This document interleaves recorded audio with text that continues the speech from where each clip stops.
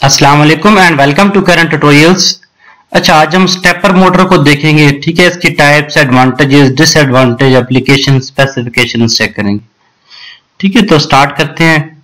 देखिए, stepper motor जो है इसका स्टार्टिंग प्रिंसिपल देखते हैं। ठीक है, ये ऐसी मैकेनिक ऐसी डिवाइस है जिसमें हम क्या करते हैं, इलेक्ट्रिकल पल्सेस देते हैं। ठीक है, इलेक्ट्रिकल पल्सेस देते हैं और उसके अगेंस्ट हमें क्या मिलती है, मैकेनिकल मूवमेंट मिलती है। अब देखें, जैसे हम इसको इलेक्ट्रिकल पल्सेस देते हैं तो जो इसकी शाफ्ट है वो डिस्क्रीट मूवमेंट में यानी कि स्टेप मूवमेंट में उसका क्या होता है, वो चलती है।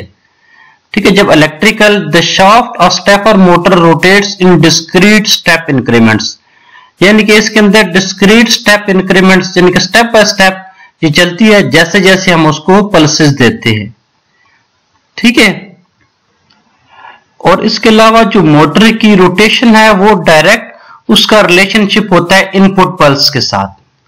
ठीक है, जैसे जैसे जो इनपुट पल्सेस की सीक्वेंस है उसके लिहाज से वो डायरेक्टली रिलेटेड होती हैं, वो सीक्वेंस शाफ्ट की रोटेशन के लिहाज से। ठीक है, उसकी सीक्वेंस को हम आगे पीछे करके हम क्या कर सकते हैं, जो उसकी शाफ्ट है उसकी रोटेशन हम क्लॉकवाइज या काउंटर क्लॉकवाइज कर सकते हैं। ठीक है, जैसे जैसे हम उसकी सीक्वेंस को हम आगे पीछे करेंगे तो हमारी क्लॉक की रोटेशन में फर्क आ जाएगा और हमारी जो फ्रीक्वेंसी है ना उसकी, वो उसकी स्पीड के डायरेक्ट प्रोपोर्शनल होती है। ठीक है, जितनी ज्यादा स्पीड होगी उतनी ज्यादा फ्रीक्वेंसी देंगे। ठीक है, फ्रीक्वेंसी और स्पीड दोनों डायरेक्ट रिलेशनशिप होता है उनका आपस में। और जो हमारी जो पल्सेस होता है उनकी सीक्वेंस और मोटर की डायरेक्शन, ठीक है, वो डायरेक्ट रिलेशनशिप होता है। हम जिस हिसाब से सीक्वेंस में जिस सप्लाई देते हैं उस लिहाज से डायरेक्शन उसकी चेंज कर सकते हैं। हम इसको आगे चल के भी देखते हैं। ये देखें, ये देखिए, ये एक मोटर दिखाई गई है ना, इसके अंदर देखें 3 डिफरेंट वाइंडिंग्स लगी हुई हैं। एक ये वाइंडिंग लगी हुई है, एक ये लगी है, कि 3 क्या पोल के पेयर्स लगे हुए हैं। एक ये वाला सामने ए पोल पेयर ए और ए डैश, इस तरह बी और बी डैश, इस तरह सी और सी डैश, 3 पोल पेयर्स लगे हुए हैं। ठीक है, हर एक के साथ एक स्विच लगा हुआ है। हमने जिसको एक्टिवेट कराना है उसी लिहाज से हम क्या करेगा, रोटर मूव करेगा। अब देखिए यहाँ पे स्टार्ट में 1 2, अब यहाँ पे देखें जो 4 है वो बी के सामने सामने है। अब ये क्या करेगा, इसके ऊपर जब हम सप्लाई देंगे तो इसकी अट्रैक्शन या रिपल्शन की वजह से ये एक स्टेप मूव करेगा। ठीक है, एक स्टेप मूव करेगा। अब अगले वाले के हिसाब से अट्रैक्शन के लिहाज से ये दूसरा स्टेप मूव करेगा। तो इसी तरह इसके अंदर स्टेप इनपुट होती है, यानी कि सिंगल स्टेप की फॉर्म में होता है।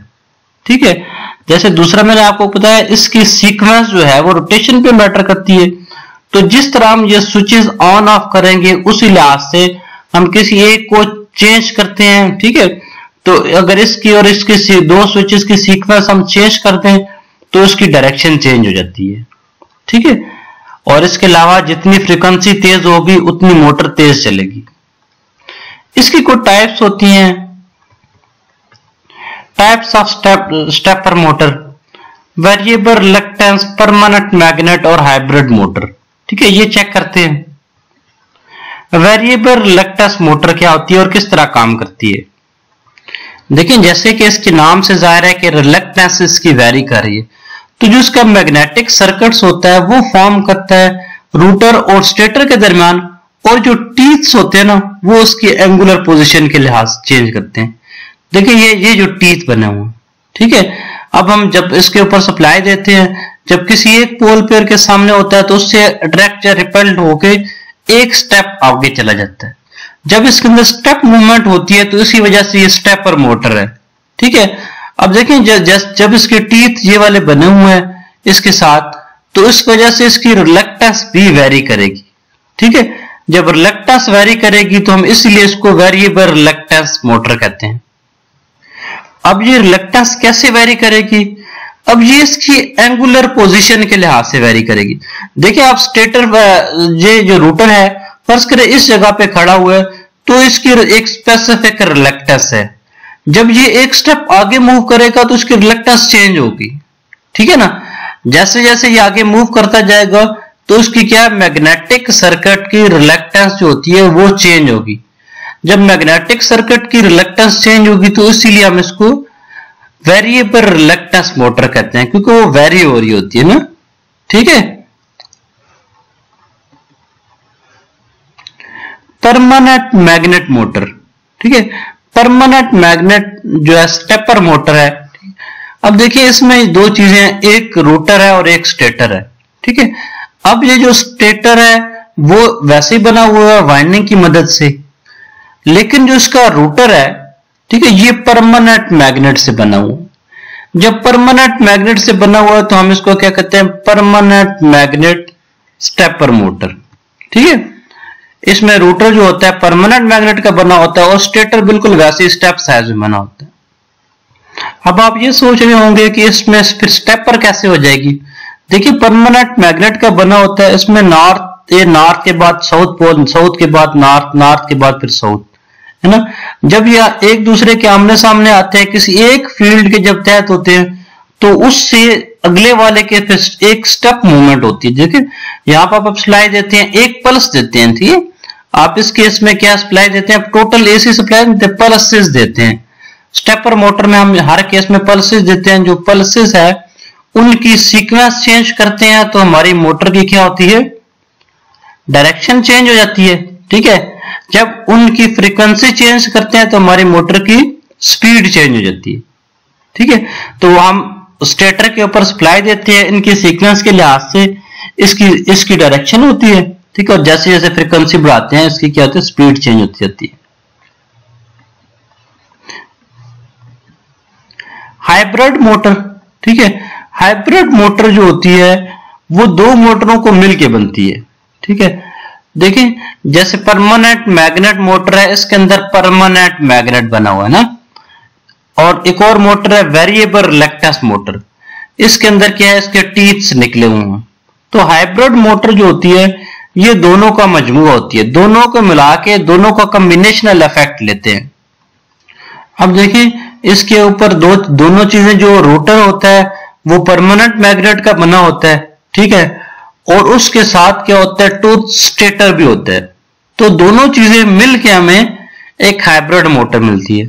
इसके अंदर दोनों के कॉम्बिनेशन ऑफ कैरेक्टरिस्टिक्स होते हैं, दोनों का कैरेक्टरिस्टिक्स हमें कंबाइन करके मिल जाते हैं।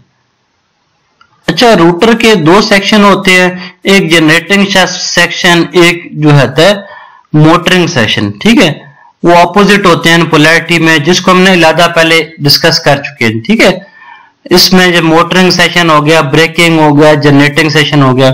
जैसे फर्ज करें एक इंडक्शन मोटर है, तो जैसे जैसे मैक्सिमम ठीक है स्लिप पे जाती है, उसके बाद एक वक्त होता है सिंक्रोनस स्पीड पे आ जाती है।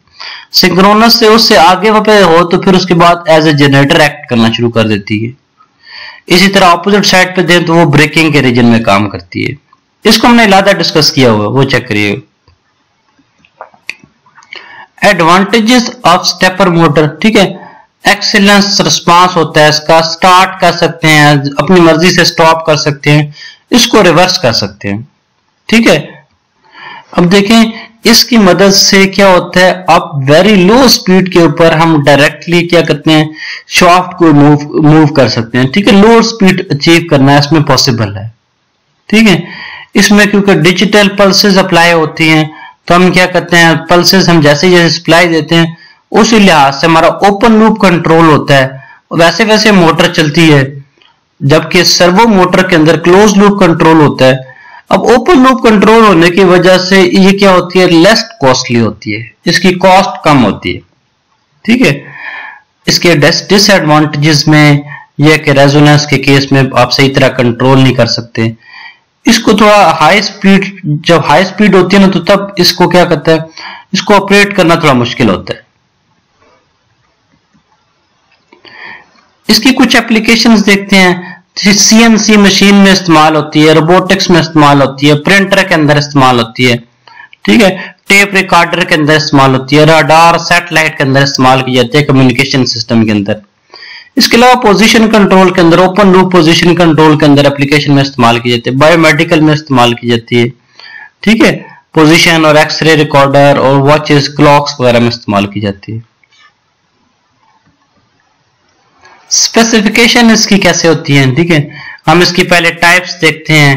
Number of phase single phase है या 3 फेज है, नंबर ऑफ पोल्स इसमें कितने हैं, ठीक है, मैक्सिमम स्टेप रेट क्या है, कितना उसका स्टेप रेट है, मैक्सिमम स्पीड कितनी है, ठीक है, उसका एंगल क्या है, स्लीव रेट क्या है, ठीक है, उसके वोल्टेजेस और टॉर्क, ये सारी चीजें हम देखते हैं।